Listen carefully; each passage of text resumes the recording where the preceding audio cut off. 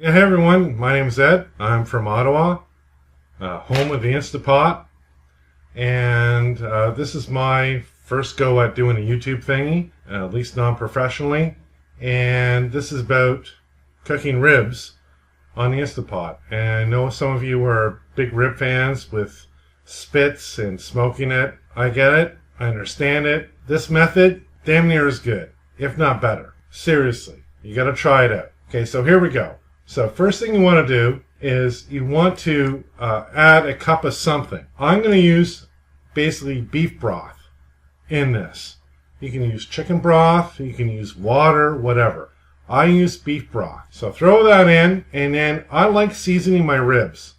I'm using a red pepper. But you can use whatever you want or nothing at all. It's all good. But I like just doing that, give a little bit more flavor. So you season it up. And then you cut it into quarters or thirds, depending on the size of the rack. Then you throw it in the old Instapot on the steamer tray, so it's not sitting in things. And away you go. Take a look. Wait for it. There you go. See that? All squished up. 3 racks of ribs, no problems. I've done up to 4. I've done 2, 3. This case is 3, but I've also done 4. All works. Do that. Turn it on. Seal it up. Make sure this, basically the vent thing is turned to non-vent. I'm very technical.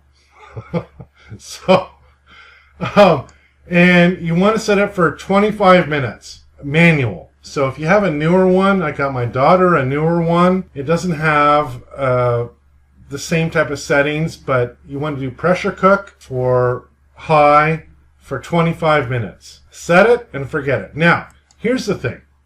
I wasn't thinking of including this, but to me it's very important because the most important thing about this is the sauce, the barbecue sauce. Whatever works for you. Do whatever works for you.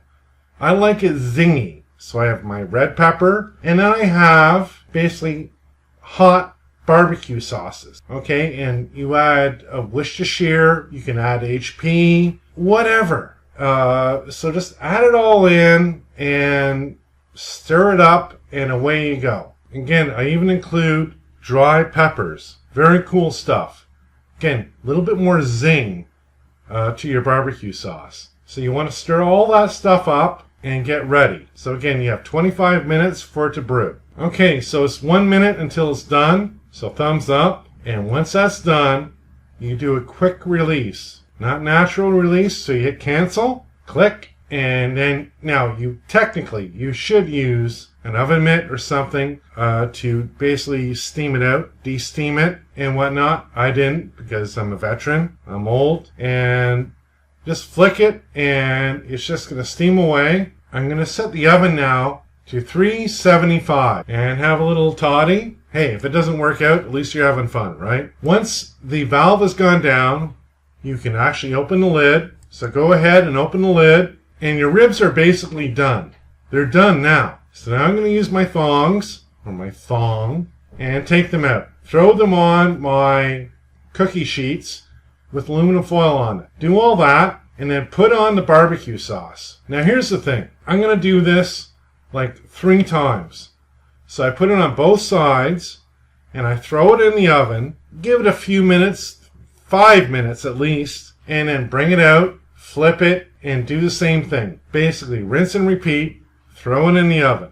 Okay? So you want it nice and crunchy. Now watch it though. You don't want it to get burnt. That's important. Unless you like burnt. So you do that, get her done, and then after about 3 times, and put it this way, 1 time I actually used broil. Just to nuke it a little bit, just to get the barbecue sauce seared in to the ribs. Okay? And you're going to end up with something like this. Yummy. I flip them over to the backs, and the reason why I'm doing that is so you can actually cut them up. They're looking pretty good, right? These are probably the best ribs I've done. So about 25 minutes in the Instapot, about maybe 15 minutes in the oven. Perfect world is use a barbecue, but I'm in Canada. It's December 31st, January, so it's about minus bajillion out Celsius, so I'm not going to go up and use a barbecue. So use the oven, and it turns out perfectly. Cut them open, and away you go. And again, it takes about 15 minutes or so. All depends on how you're doing things, how many layers of sauce you have. But you want a nice little crust, right? And there you go. So take a look. It's looking pretty good. Yum, yum. A little bit more. It turned out perfect. It's really easy, actually. So hopefully you enjoyed that. Hopefully you follow my recipe. Hopefully it works. But it should. So at the end of the day, let me know. I got tons more recipes, and hopefully once I have time and I figure out how to use my GoPro thing and whatnot, I will have more following. Eat well, my friends. Cheers.